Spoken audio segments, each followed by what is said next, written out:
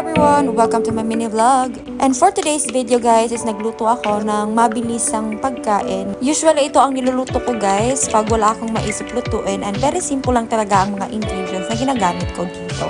In short guys, ito yung niluluto ko pag tamad talaga akong magluto. Kaso need magluto kasi gutom na tayo.